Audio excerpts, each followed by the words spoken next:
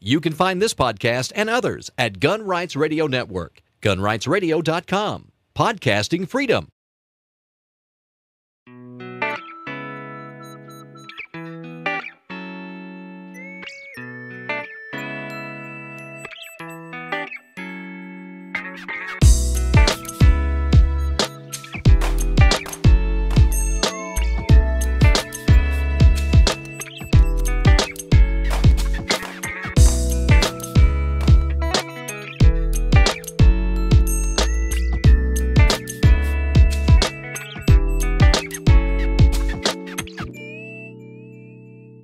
Hello and welcome to episode 28 of Shooting the Breeze, the formal gun podcast of WaltInPA.com.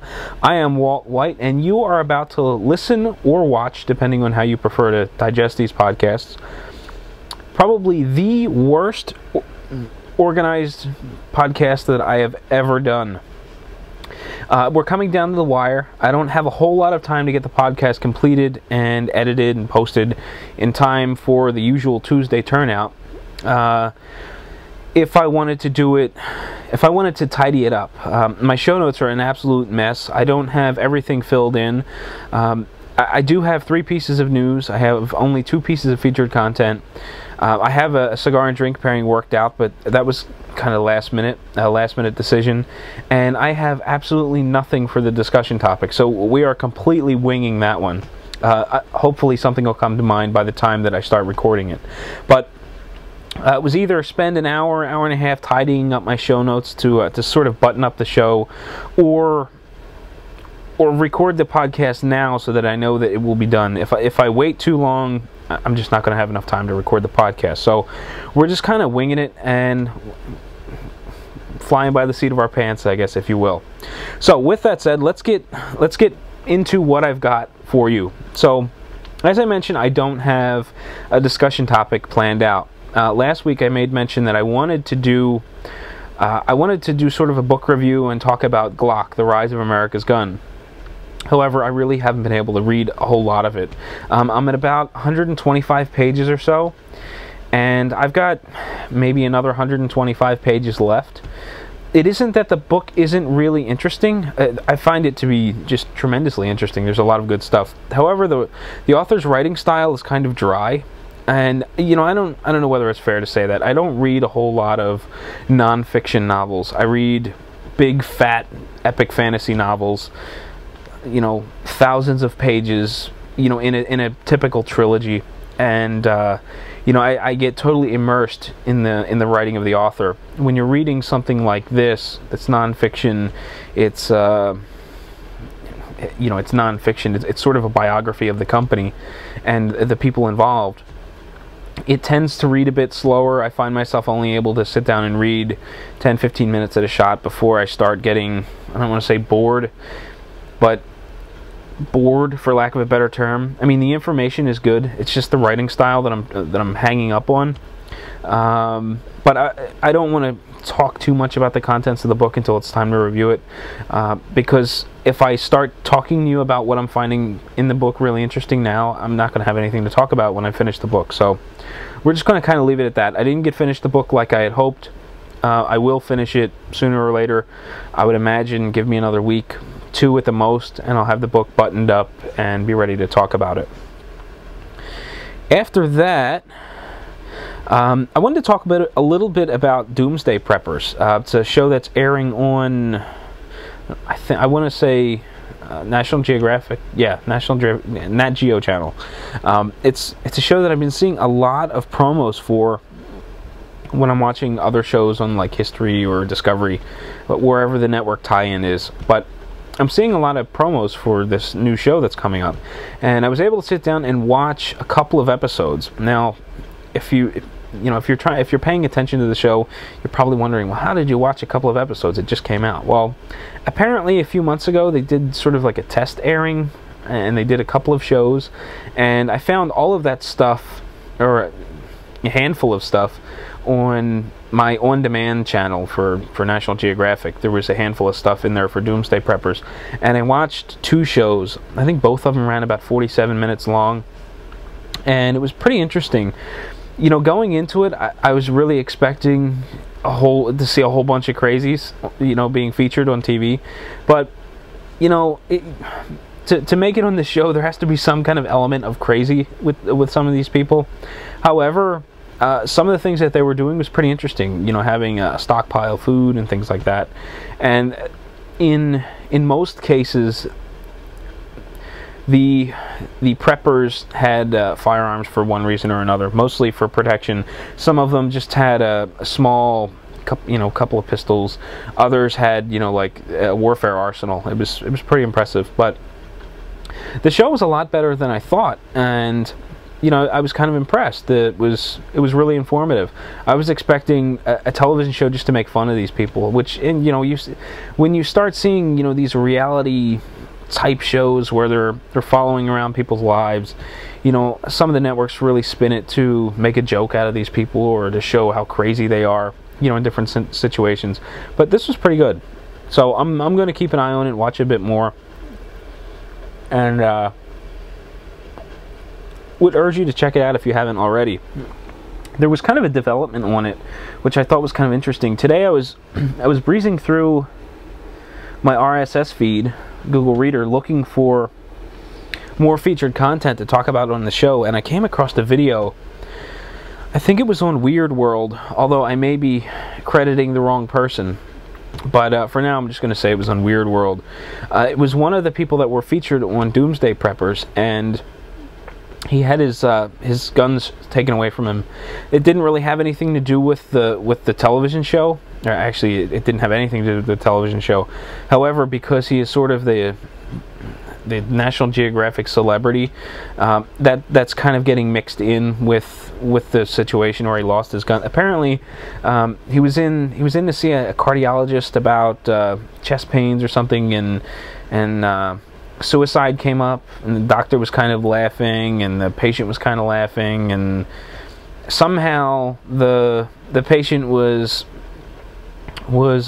forced to do like a mental evaluation in a local mental hospital, and and he was deemed like mentally deficient or something, and I guess a local sheriff came in and pulled all of his guns. He's trying to fight it, however he can't find a lawyer that's willing to fight it with him. So it's kind of interesting to follow along with it. Obviously we're not getting the whole story, because something must be going on if he's talking to an NRA attorney for, I think he lives in Tennessee. If he's talking to the NRA attorney for the Tennessee area and he refuses to take the case, something is going on, and we're not seeing all of it. Whether it has to do with the guy who I can't think of his name, and I didn't jot it down. It's just kind of winging it here, but we don't know if he's giving us the whole truth or what happened along the way. But it was kind of interesting. I watched a lot of this guy talking on YouTube, and I'm kind of curious to see where it goes. I'd like if the paperwork is truly like he says it is, where he hasn't been officially deemed mentally deficient, and the sheriff is kind of jumping the gun there and seizing his personal cache of weapons. It's kind of interesting to see how this is going to develop and what's going to happen. But anyway, the show was pretty interesting, and I would suggest you watch it. That was just kind of a side tangent that I went on. The last thing I wanted to talk about before we roll into the news is I spent some time at the range yesterday for the first time since December, and it felt great. It was nice to smell that burnt gunpowder in the air, and it was really pleasant. It was kind of cold. It was snowing when we were there, but I had a good time nonetheless. I was meeting up with a friend of mine, Scott, who is part of the shooting team that I'm on, and we were just kind of getting together to talk a bit about what's going on with the shooting team, and he seemed kind of excited. He says, "Oh, do you want to go? Do you have some free time? Do you want to go to the range?" Oh, okay. Well, apparently he was just coming from a gun show where he picked up, I think it's a GSG 522. It's sort of like, I don't know, I think it's like an MP5 clone or something like that, but it's a 22 caliber rifle, and it's kind of fun. It's kind of tactical and weird that it has this big giant faux suppressor that screws on in front of the barrel or around the barrel, and it's actually not a suppressor. It's just kind of built in there to look cool. But you know, it was a fun gun to shoot. The sights were really weird. It had this kind of turret as a rear sight, and you could turn it and it would click. I think it had 4 positions, but every time you turned it, you got a different sight picture. There was one that was sort of just a V cutout in the back. You turned it once, and then there was like a long notch with a bulb at the bottom, and then another click was, I think it may have been a wider notch with a bigger bulb at the bottom, and I don't remember what the last one was, but it was really weird. I had a hard time learning how the sights worked, and I just never shot anything like that. It took me a lot of rounds before I was finally getting rounds on paper at 50 yards. But once I figured out that you had to bury the front sight, which was just like it was a post with a big bulb on the top of it. Once I realized that you had to bury that bulb down inside the lower bulb in that rear sight, you know, I was able to start putting rounds on target. It was a fun gun, and you know, it kind of made me want another 22 to have fun with. The only one that I have is my wife's Beretta Neos, and I don't know what I want to go with. I've been thinking about maybe getting a 1022, or maybe even going the route of like a Smith & Wesson M&P 1522. But I had a lot of fun with the rifle, and even though it was pretty cold and snowy and wet at the range, I had a really good time. So that's kind of the update on where I've been since the last podcast. So now that all that pre-news rambling, bumbling is finished, let's get rolling into the news. Well, first up in the news this week, we have a news article that comes out of today's THV.com, and it is entitled "Intruder Killed at Fayetteville, Arkansas Apartment." It was published on February 6th, and it goes on to say, police are investigating a shooting that happened at the Greens in Fayetteville early Sunday morning. They say one person is dead after allegedly breaking into an apartment. Fayetteville police say that a man crawled through a window at the Green Apartments and was confronted by the homeowner, who was armed with a handgun. The homeowner asked him to leave, and he did, but a few minutes later the intruder went back through the same window and the homeowner shot him. Police say the intruder lived in the same apartment complex and was possibly trying to get into the wrong apartment. Eyewitnesses tell our affiliate KFSM that the man who was shot was a regular at a nearby bar. They say he had a history of losing his keys after drinking, so he would often leave his window open at his apartment and climb into the house. Well, if it was a case of self-defense, then yes, he would have had the right to shoot him. But I think to shoot somebody you know, I think it'd have to be a necessary means, said one neighbor. Police have not yet released the name of the victim or suspect. So, kind of a short and sweet article, and kind of interesting. The guy crawls into the guy's the intruder crawls into the guy's house. The guy confronts him with a gun, tells him, "Okay, leave." You know, obviously, I would think that the homeowner is kind of shaken up at this point. They recognize the guy. Okay, I recognize you. Maybe it's an honest mistake. Whatever. Just get out, and we're cool. And the guy leaves, and then a few minutes later, he climbs back in the window again. At this point, you've already given him a free pass. I mean, you don't go crawling into somebody's window, especially, you know, if it's not your house, or a close friend or something. You know, if you're going into someone's house, it's a problem, and especially if they're armed with a gun. I mean, either you got to be really drunk to go through the same window again by mistake, or just something's not right in your head. But you know, this is a situation where the homeowner was probably pretty shaken up the first time around. They gave the guy a free pass. He did it again. And what are you going to do at that point except for think it, you know, I mean, how many free passes are you going to give this guy? You don't know what his intentions are.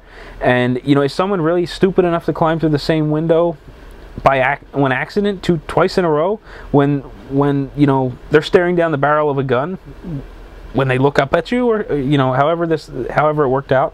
So I don't know. It's a tough shoot, but at the same time, he's breaking into the guy's house. So I don't know. I'm curious to see what'll happen. You know, the guy is probably within his rights to shoot at the intruder, and you know, I would I would imagine there's going to be no charges filed, but this is probably something to keep an eye on just to see if anything develops. But there is news item number 1. 2.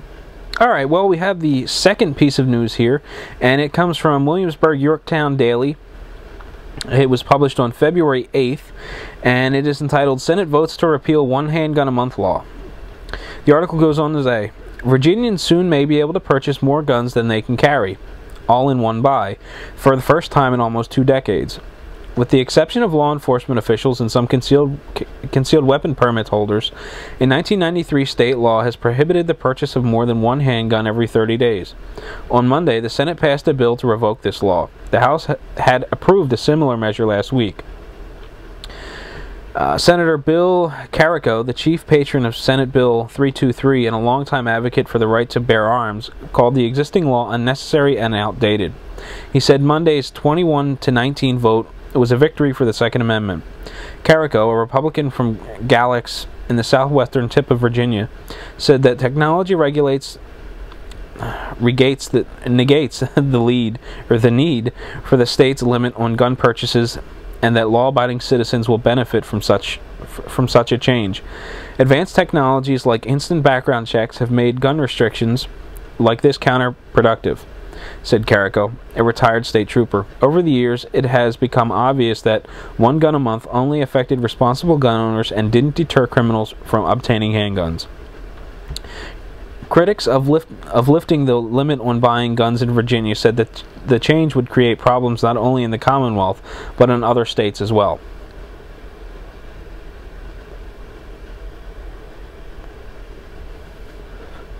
A 2010 report by Mayors Against Illegal Guns, a group founded by New York City Mayor Michael Bloomberg, ranked Virginia among the top suppliers of guns linked to crimes in New York. We've learned in the past that making it real easy to purchase guns has led Virginia guns to be used inordinarily in crimes in New York City, said Senator Adam Eben, Democrat Alexandria. He added that he hopes the ability to purchase more than 12 guns per year, if passed, does not affect the crime rates in or out of state. Former Virginia Governor L. Douglas Wilder signed the one gun a month law into effect in 1993. I am very disappointed in the General Assembly's action toward repeal of one of Governor Doug Wilder's signature achievements, said Tim Kaine, another previous governor. Kaine is now the Democratic candidate in the U.S. Senate. I was also disappointed to see that at least 2 of the individuals in the U.S. Senate race, George Allen and Bob Marshall, have already voiced support for repeal of this legislation, Kaine said. He called on the current governor, Republican Bob McDonnell, to reject bills to repeal the one gun a month rule. I strongly urge Governor McDonnell to veto this legislation and urge all Virginia's leaders in Richmond to renew their commitment to focus on jobs and economy, Kaine said. McDonnell has indicated that he would sign the repeal measure. The 40 senators are evenly divided between Democrats and Republicans, 19 Republicans and 2 Democrats. Senator Cray Deeds of Bath County and John Edwards of Roanoke voted in favor of SB 323. The remaining 18 Democrats were joined by 1 Republican, Senator Thomas Norment of Williamsburg, in voting against the bill.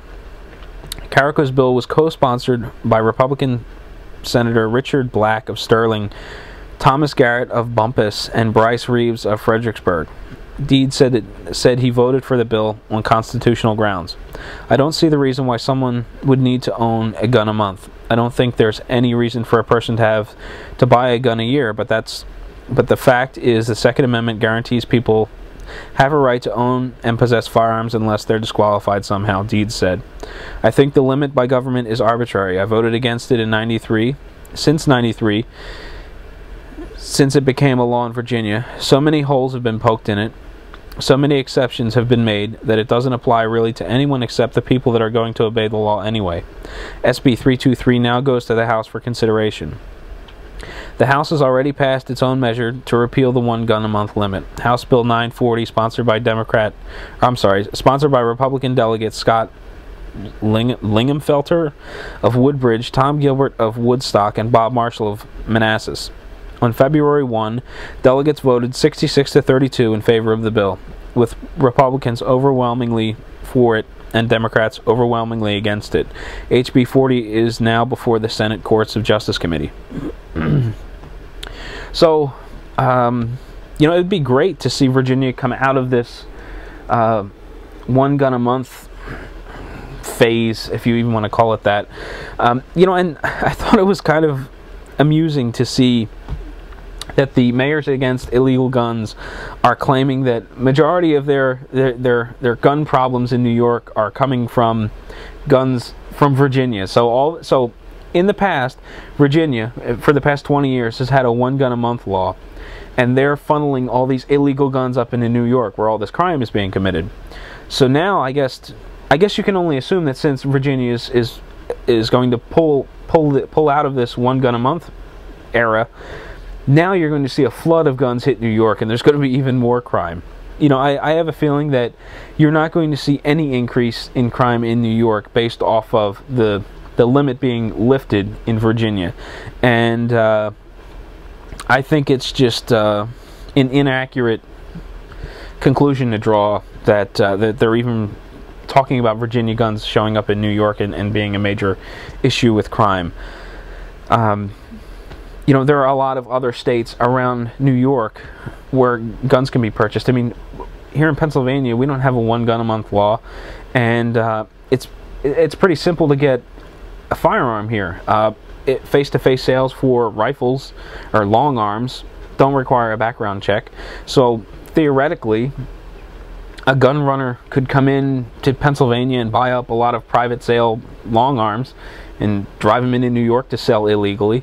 You know, if it were straw purchases here in Pennsylvania, you could buy as many as you want. There's no wait period or anything like that. So, you know, with other states being right around or in closer vicinity to New York than Virginia, I really don't see how, I don't see where you can draw that conclusion that Virginia is an issue in New York, or Virginia is supplying this bulk number of guns in New York crime. I just think it's kind of absurd, but good on Virginia. Hopefully, you know, we'll see this thing go away, and, you know, Virginia will, you know, retain or regain some of their freedoms. Well, for the last piece of news, we have something from My Fox Houston, and it is entitled "Mom Runs Burglars Off with Gun," and this was published on February 9th. It goes on to say, "A couple of burglars chose the wrong woman to pick on. They came sneaking into our house, and she sent them running out. Perhaps they didn't count on the woman fighting back, but that's just what she did. The mother of two was getting her 10-year-old son ready for school when the two bad guys broke in. She grabbed a gun and came face to face with not only one, but two intruders inside her Huffman home. It was scary," she said. She's still shaken up, so she doesn't want her identity revealed. It was broad daylight, 7:30 a.m., and the deer that are always outside the family's home were not the only ones out. We have trees and animals. You never think there's someone watching you," she said. They had to have been watching because my 17-year-old had just left and I heard breaking glass. Her 17-year-old son had left for school and her husband for work. She was home with her 10-year-old son, her 4-pound Maltese, and her 200-pound English Mastiff. Turns out the burglars closed the Maltese in the washing machine and locked the Mastiff in the bathroom. I put him in the closet. I said, "No matter what you do, do not leave," she said to her son. She said, "Stay here no matter what until the cops come and get you," her son said. I could... Whoa, page just refreshed.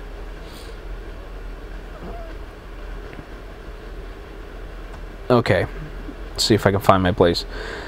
"I could hear people moving around. We don't really own guns," the mother said. Then she remembered her dad gave her son a .22 rifle. "So I picked up a gun, and it was a BB gun, and I started to think we're in trouble." That part kind of confused me. First it's a .22, then it's a BB gun, and I think it goes back to a .22 later. But the BB gun part thing was a quote directly from the mother. But anyway, the article goes on to say, "But this mother was determined to protect her 10-year-old son. She found the rifle and went looking for the intruders in her home. The front door was open. They were bringing stuff in and out. I stopped right here in the breakfast area before the living room, and I'm just listening, and in walks this guy right into my living room," she said. I started calling 911. I called 5 times. They kept hanging up on me, the 10-year-old said. Every time the 911 dispatcher said said, "We'll transfer you," then he would get disconnected because they were transferring him to our precinct, the mom said. With her 10-year-old son in the closet frantically calling 911, Mom found a burglar standing on her fireplace, stealing her flat-screen TV. "So I put the gun up, and I'm going to shoot him. His back is to me, and I realized I can't shoot a man in the back," she said. She was obviously much more considerate of him than he was of her. A second burglar appeared out of the game room, yelling she had a gun. The gun went off. It was very horrifying when she shot. It was very scary because I didn't know if she shot the gun or if the robber shot the gun, the 10-year-old said. It turns out it was his mom who fired. The bullet went through a candle and its holder on the wall. The burglars bolted from the house. After around 25 minutes of trying to call 911, deputies arrived to investigate a crime that this community is not used to seeing. It's a very nice family neighborhood. The lots have to be at least an acre. "A lot of horses here," said Captain John Moore with the Harris County Sheriff's Office. The mother of 2 said that the 2 burglars appeared to be in their early 20s. It does not appear they were shot, and this family said they will not stop enjoying their country home. "We have trees and animals. This is our home. They're not chasing us out," the mom said. "I know that I'm safe now. We have taken precautions. If somebody comes in again, they won't be walking out this time." So, kind of a happy ending, but there are a handful of alarming things in this whole situation, and the most alarming is the 911 issue. The 10-year-old said that he called 5 times and was disconnected, and I'm kind of curious where that comes from, because if you have like a landline, I think you're automatically routed to your precinct's 911 dispatcher. If you have an internet service provider doing your phone, say for instance you have one of those triple play packages or something like Vonage, where you're using a voice over IP system, at least when I had it, I think they had to put some sort of tag or box on the line so that the outgoing call to 911 could be redirected properly. I'm not quite sure how it worked. I just remember that when the cable company came and installed my voice over IP home phone system, they told me that they put a tag on a pole near my house, and to make sure that the tag never came down, because the tag would alert any of the Comcast technicians working on the line that my house was tied into a box or something to reroute the 911 call. And I'm not quite sure how cell phone 911 calls work either. And I should probably look into it, because I've since dumped my home phone. I don't have a landline. The cable internet packages are just ridiculously expensive. They go up every year. And my wife and I just decided to dump the home phone. We use our cell phones for everything anyway, and we always have a cell phone on us. When we go to bed, if our phones are about dead, we always make sure at least one of us has a phone in the bedroom, and the other phone is in fairly easy access. And it kind of concerns me, because I'm curious what the case was. Was it just an issue with 911 in general, or was it because she had a cell phone or a voice over IP system?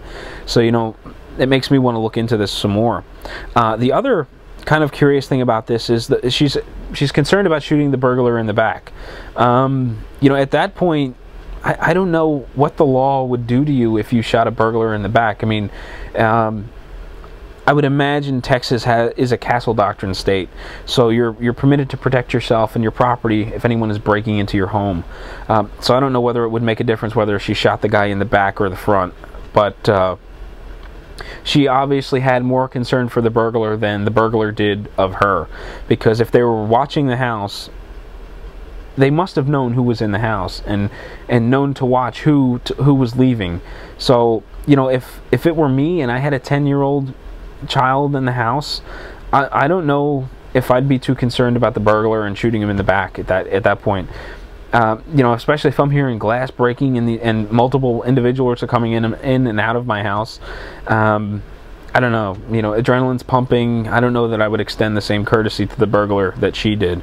But it sounds as though she is taking precautions to eliminate this situation later on. And, from that last comment of if somebody comes in again, they won't be walking out this time, it leads me to believe that, she's probably taking some sort of firearms course or firearms training. And I think that's fantastic. So, all in all, this kind of worked out okay. No one was injured. The homeowner and her son was fine. So, I guess this worked out okay. Hopefully they round up these burglars and, they do some time over this. As I mentioned at the start of this podcast, I only have 2 pieces of featured content. There's a third that I could potentially slip in, which is making the rounds a lot across Facebook and a lot of gun blogs. However, I kind of want to gauge, I want to see how much time has lapsed once I get done these 2 pieces. If I feel as though we're going to come up short on that 45 minutes to an hour time frame, I'll slip it in and talk about it a little bit. If not, we'll just breeze right past it, because it's kind of like beating a dead horse. It's come up again and again and again, and I don't want to be just another blog that's reposting the same thing. So the first piece of featured content that I have is actually rather old, but I just came across it recently. I think the credit here has to go to the Pennsylvania Firearm Owners Association forum. I think I came across the link there. But it was published in July of 2010, and it's written by Ron Avery, who is the president for the Practical Shooting Academy Incorporated and executive director of the nonprofit Rocky Mountain Tactical Institute.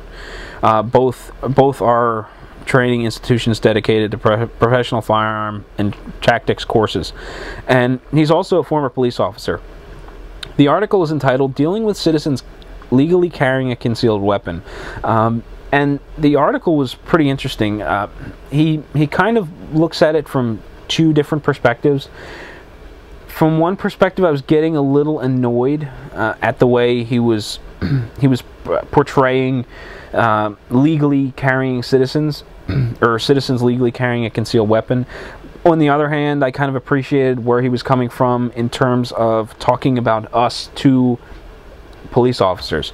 So he goes through this he goes through this article talking about a variety of things, how you can determine someone who is potentially carrying versus a bad guy, and he draws a lot of conclusions there. But one of the most important things he says at the beginning of this article is that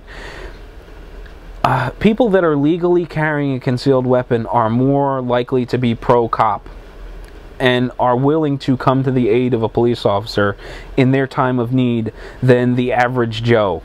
And I thought that was kind of nice to hear.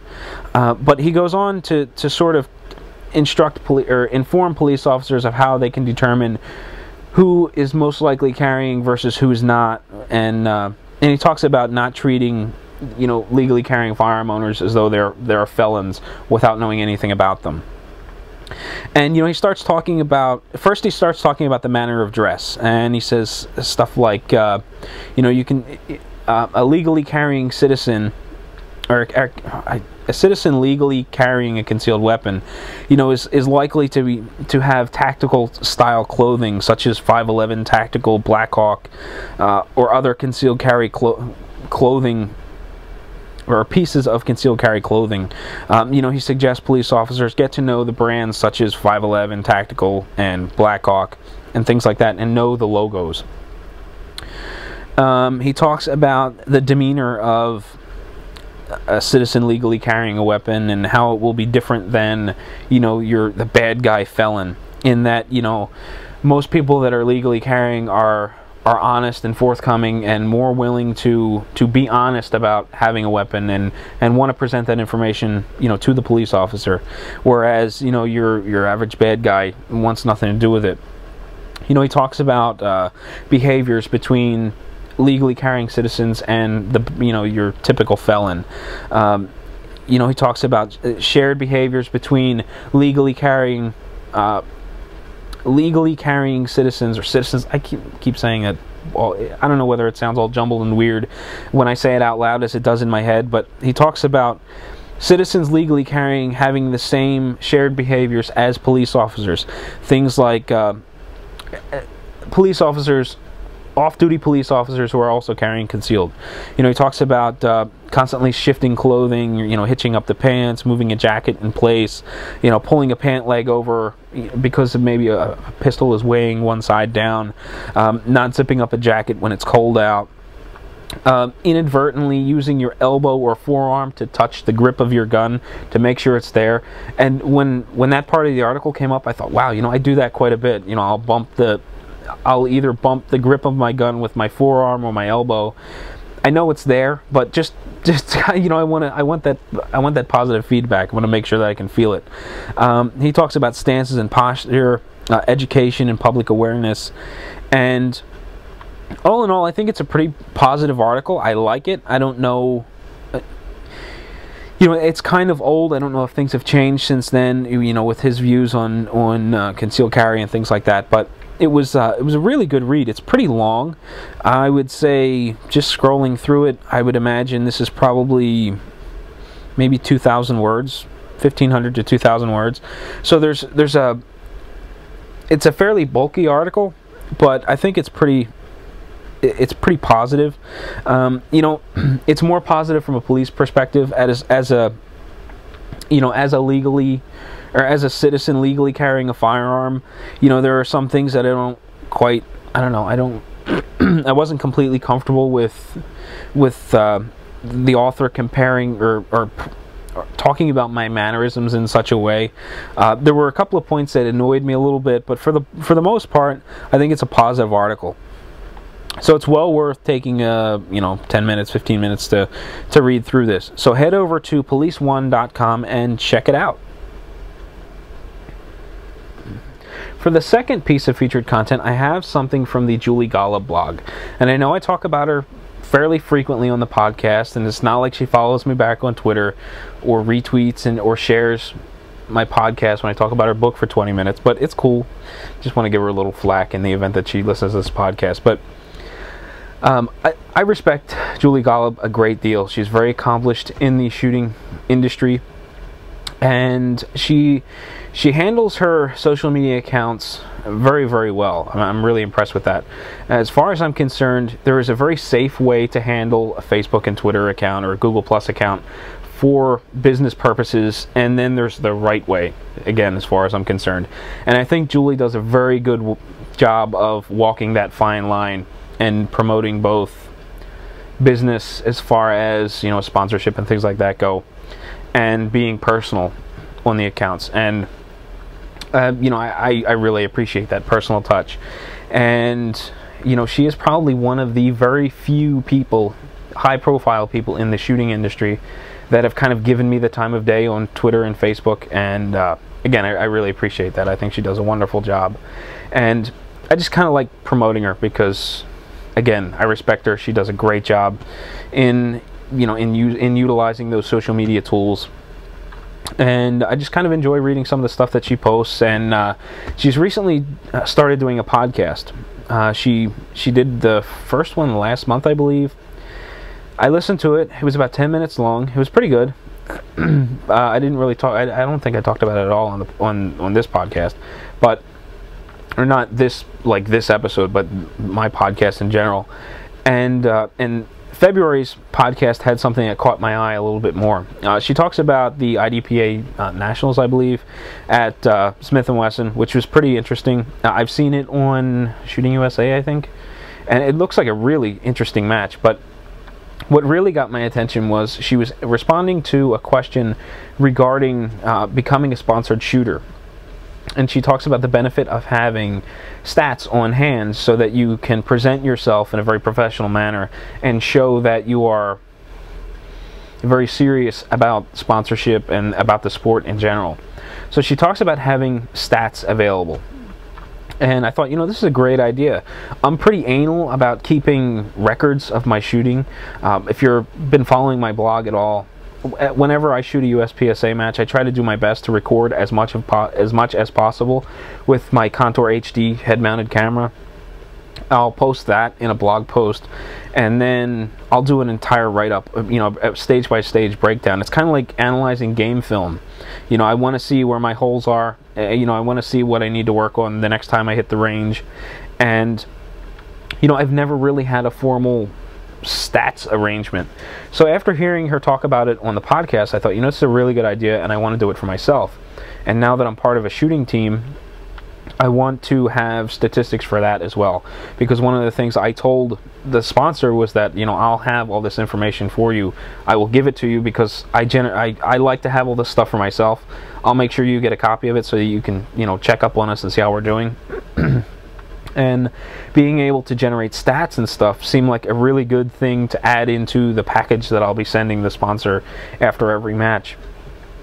Excuse me. So Julie talks about maybe using a spreadsheet or a database program or something like RangeLog to keep track of all your shooting. And being kind of technically savvy, I guess as you can call it, I decided to go the route of Google Docs, which allows me to create an Excel-like spreadsheet. Not only that, but I can access that spreadsheet from anywhere. I can use my phone to access it through the Android Google Docs app. I could be at a friend's house and pull it up on their computer. You know, it's all web-based. It's all on the cloud. So being able to access the information on the fly was important. In the event, probably never happened, but in the event that I'm at a match and I need to plug statistics in, like if I can get instant feedback on how the match is going. Excuse me. Wow.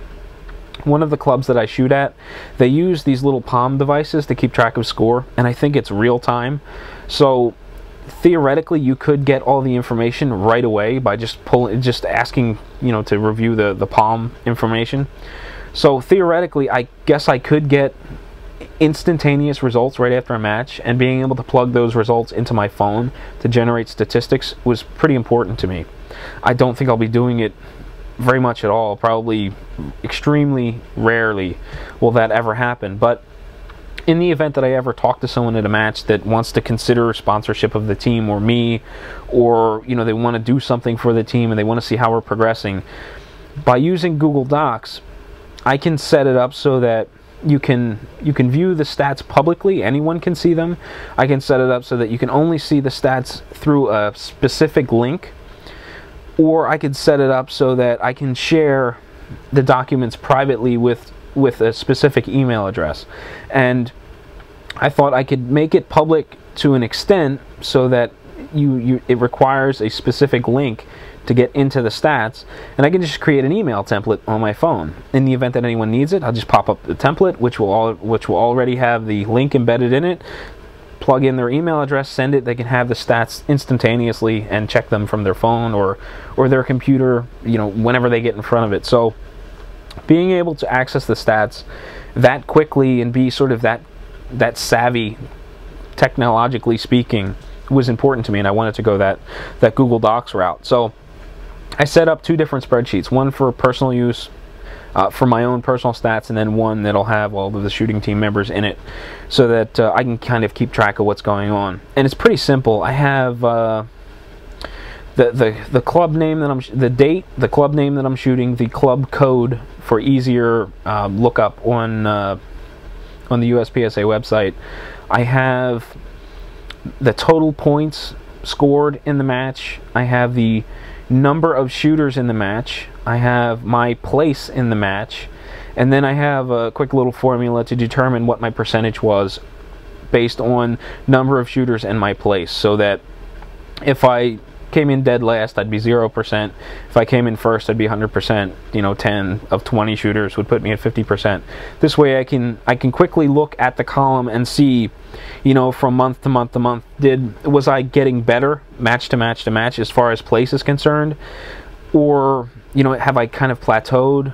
You know, it's kind of tough to generate that statistic and have it really mean something, because you're never shooting against the same people, and, you know, you could go to one club and be shooting with, you know, there may be 20 people in the production division, and I may be shooting with, 10 people that are unclassified and 9 people that are in the D division or the D category. I could go to another match where I'm shooting with 15 A or master level shooters and just a handful of C and D shooters. So it's really tough to nail that category down, but I wanted to have it anyway so that I could just kind of breeze through the statistics and see how I was doing overall match-wise for my division. And I did the same thing with the team statistics page or spreadsheet. The only difference was I included a category for the division that we're shooting in. We're all shooting production, but in the event that someone jumps the division and is shooting somewhere else, I have a space where I can separate them out. And it's been really handy, and I've got to give full credit to that or I got to give full credit to Julie Golob for giving me that idea, and and me following through with it. So again, head over to the Julie Golob website and check out her February podcast. It's about 10 minutes long, short and sweet, pretty good stuff. So check it out. Well, I was looking at the elapsed time of the podcast, and it looks like I'm going to be at the far end of that 45-minute to an hour time frame that I like to try to hold. I don't typically hold it really well, but that's sort of the goal. And because I'm getting so close to that, and it looks like I'm going to run over again, I've decided to skip the third piece of featured content that I was sort of on the fence about using, and roll right into the cigar and drink pairing of the episode. Now, much like in episodes past, this has turned into sort of a cigar and coffee pairing. Now, this week, I was drinking a lot of Dunkin' Donuts original coffee for the Keurig brewers, and I actually ran out this morning, and while my wife was out grocery shopping, she picked up Caribou Coffee. It was probably the best stuff that the grocery store had, and she knows that I like it better than a lot of the other stuff that they offer. So she picked up a box of that, and I'm kind of regretting not having the Dunkin' Donuts stuff. And it's pretty amazing that the coffee is that good from a nationwide chain. Typically, when I think of big, giant nationwide chains, I don't really think high quality stuff. And their coffee is really impressive, and I'm kind of bummed out that I didn't save a K-Cup for this episode, and I allowed myself to run out. The Dunkin' Donuts stuff is much richer and bolder than the Caribou stuff, which seems a bit subdued. But the Caribou stuff isn't bad. I've talked about it at length in previous podcasts, so I really don't want to dwell on it. The cigar that I'm smoking is the Davidoff Colorado Claro Double R size, which is a 50 by 7.5. And if you're familiar with Davidoff cigars, you know that they are very expensive. Davidoff caters to a segment of society that has a lot of disposable income. I like to treat myself to a Davidoff every now and again, but their pricing really makes it difficult. This particular cigar costs $31.05, I believe, and I got this from Buckhead Cigar down in Atlanta. And the interesting thing about Davidoff is they are very strict about their pricing structure. A lot of brands, if they sell in bulk or in quantity to a major retailer, so for instance, Padilla, just for instance, sells thousands of cigars to an online retailer. The online retailer can discount those cigars and sell them for much less than you would typically see them priced for at the local level. Davidoff, on the other hand, keeps a very strict pricing structure, so that pricing is very close between what you're going to find online and what you're going to find at a local cigar shop. It's good for local cigar shops, but it's bad for the people that do a lot of buying online to try to save money. So you're probably going to see this for maybe $1 or $2 less online than you'll find at Buckhead, but it's a $30 cigar, and it's not something that I like to smoke frequently because of the price. I just can't afford dropping down that much cash for a single cigar. One of the things that's really nice about Davidoff is when you pay that really high price tag, you're paying for consistency among the line. And Davidoff is really impressive with their consistency, not only from box to box, but year to year. So if you pick up a Double R today, you smoke it, you really enjoy it, and you decide you want another one a year from now, or a year and a half from now, or 2 years from now, the cigars are going to be very, very close. And that's a very difficult thing to do in the cigar industry, because cigars are made from an agricultural product. Climate and soil determines how the thing is going to taste, and then on top of that you have to ferment it a certain way and age it a certain way to get a consistent product. And a lot of brands, from year to year, or sometimes even from box to box, there's some variation. With Davidoff, it's very, very consistent. So you know, you're getting consistency for that money. And again, Davidoff has a very highbrow reputation, and their product is priced accordingly because they want to maintain that highbrow reputation. So you're not going to find any cutthroat Davidoff dealers slashing the pricing on these things, or they won't stay Davidoff pricing, or they won't stay Davidoff accounts for long. There is a variety of price structures in Davidoff for different product, and this is one of the more expensive ones. So out of this $31 cigar, what do I think of it? Well, it's a bit problematic in the ash department.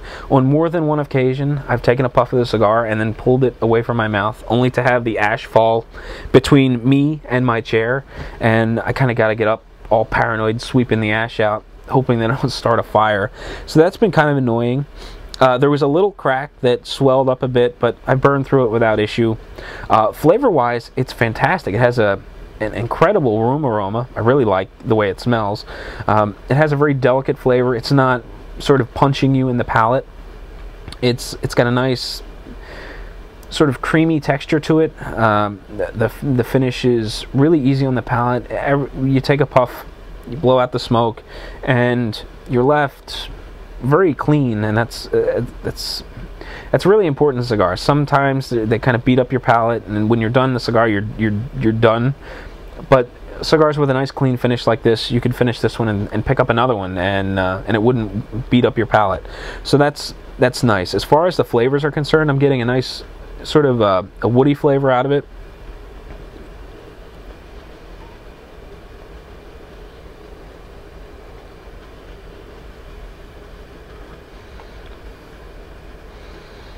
Just had to take a puff to kind of think about what's going on here.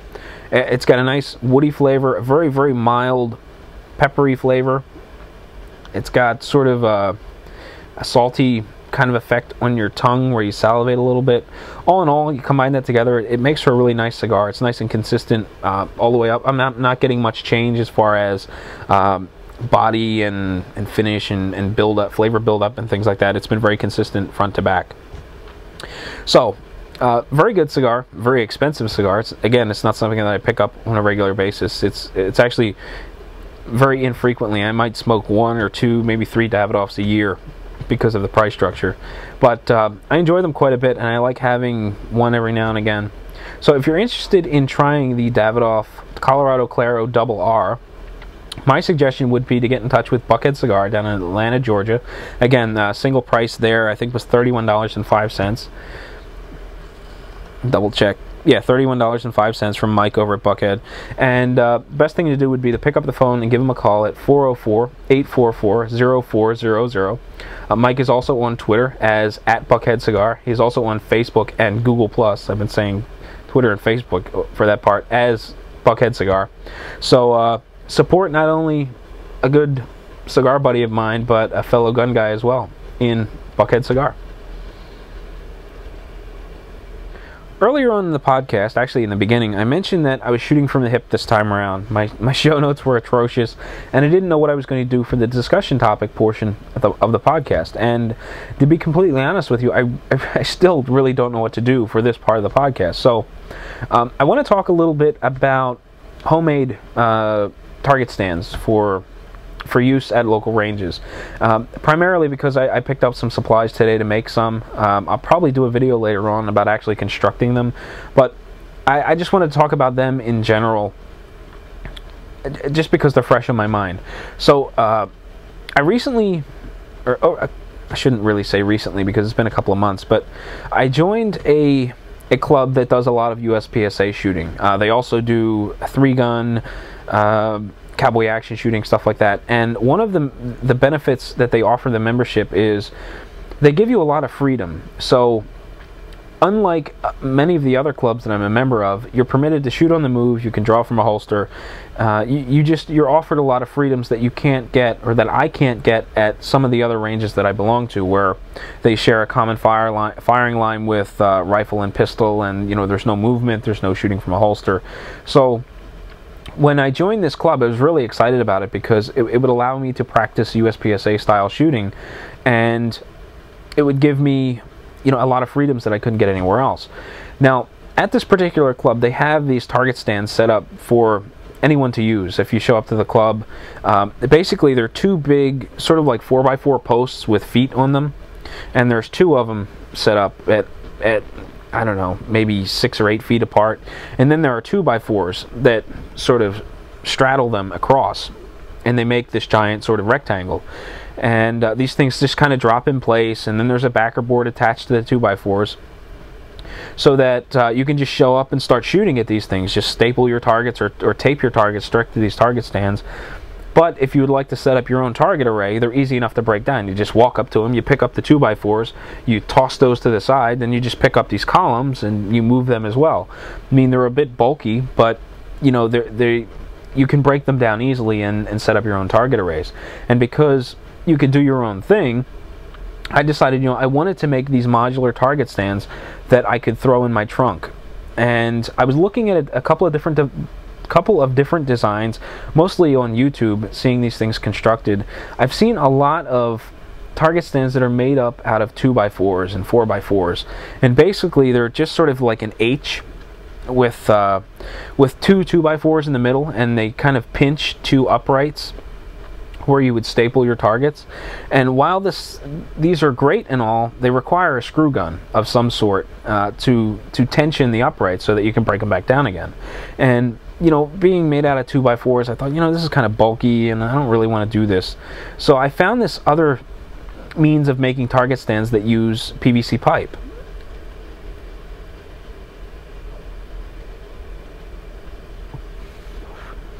They make for lighter target stands, and they are more modular. You don't have to glue anything together. You can just kind of pop them apart. And what I was planning on doing was getting like a plastic bin. They make these bins that are about 2 feet wide and maybe, I don't know, 4 feet long, and they're only a couple of inches tall. And what that would allow me to do is put this entire bin in my trunk and just toss the PVC pipe and fittings and targets and uprights into this bin so that I could easily take it in and out of my car. And I came across this one plan for this PVC target stand that I thought was pretty interesting, and I actually wanted to develop it a little bit further. My main concern was that using 1 1/4" PVC pipe would wind up creating a target stand that was too light and that would be easy to blow over. And basically what they had you do was cut, I think they were 15-inch sections, and put them together with some T-fittings and elbows. So basically what you would do was cut a bunch of 15-inch pieces. You would have a 15-inch piece, a T, another 15-inch piece, a 90-degree elbow, another 15-inch piece, a 90-degree elbow, another 15-inch piece, another T, another 15-inch piece, a 90-degree elbow, and another 15-inch piece that connected to a 90-degree elbow, making a big rectangle that sat on the ground. The T's would be in the middle of this whole setup. Then you would take 2 longer pieces of PVC and stick them in the top of the T. The vertical pieces of PVC pipe wouldn't be very long, and the objective is just to get enough length that you could take I forget what they're called, but they're basically, I think they're like 1 by 1.5 inch lumber from the hardware store. I'm not familiar with carpentry terms. I don't remember what they're called. They have a specific name and I can't think of it, but they're really cheap. They're like $1.50, $2 a stick.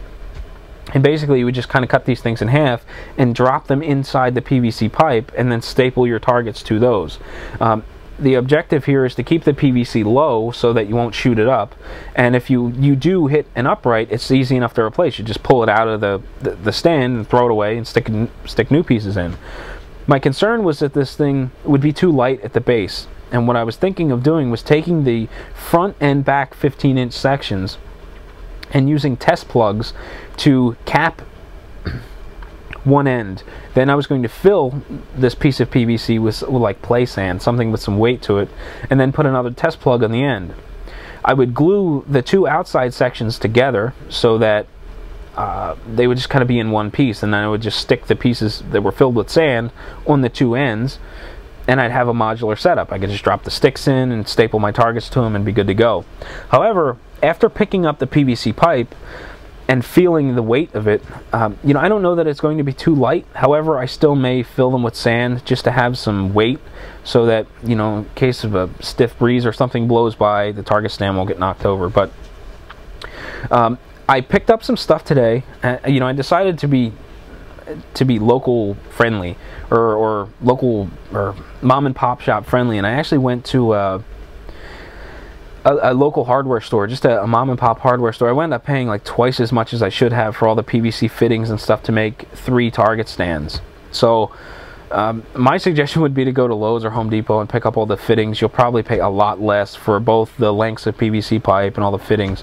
But later on, I want to do a video showing how this stuff all goes together. I know it's kind of difficult for me to tell you about it and you completely understand what's going on without actually seeing the target stand. So in a future episode or something, or maybe something totally separate on my blog, I'll do a video showing how these things go together and how they work, and how they work out for me at the range. But not a really in-depth discussion topic, but I got a whole crap load of PVC sitting on my porch, and I'm probably going to start hacking it up either tomorrow or sometime during the week. So there is your discussion topic. Again, apologize it's not really in-depth or informative, but it's been on my mind. I want to make some target stands for USPSA practice, or just any sort of practice at the range that allows me to move around and set up my own target arrays. So being able to transition from target to target is nice. Well, I've been talking for about an hour now. It's about time that I close out this podcast and let you be on your way. But before I do so, I want to thank you for watching or listening to episode 28 of Shooting the Breeze, the formal gun podcast of WaltInPA.com. If you would like to get in touch with me, there's a variety of ways to do so. If you want to kind of have an email correspondence, you can do that either through the contact form on my blog, which is WaltInPA.com, or you can send me an email directly to Walt@WaltInPA.com. I'm on Twitter as @WaltW, and I'm also on Facebook and Google Plus as Walt White. I also have a Facebook page set up for my blog, which is WaltInPA, which you can search out on Facebook, and I'd really appreciate you clicking like when you find it. I'm also on the Gun Rights Radio Network forum. I have a little subsection for the Shooting the Breeze podcast. I would definitely suggest you check out the forum. It's been a great resource for information and a great way to get in touch with the other podcasters. Some other podcasts that you might enjoy, which are also on the Gun Rights Radio Network, include Pro Arms, the Gun Dudes, Handgun World Show with Bob Main, the Road Gunner podcast, and the soon-to-be reactivated Empty Mags podcast. I hear Jason has his recorder set up, pretty much taken care of, and that podcast will be making a return soon, and I'm pretty excited to get back into it. So there's a handful of podcasts to check out. Some others that aren't on the Gun Rights Radio Network. One that I really enjoy is the Liberty or Zombie podcast, as well as Fun with Flags with Dr. Sheldon Cooper. A little fun one to search out. But that's going to close out the episode. I want to thank you again for checking out the Shooting the Breeze podcast, and until next time, I will catch you later.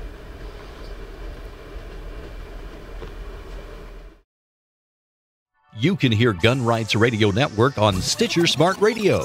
Stitcher allows you to listen to your favorite shows directly from your iPhone, Android phone, BlackBerry, or Palm phones, on demand and on the go. Don't have Stitcher? Download it for free today at Stitcher.com or in the app stores. Stitcher Smart Radio, the smarter way to listen to radio. Gun Rights Radio Network shows can be found under Sources.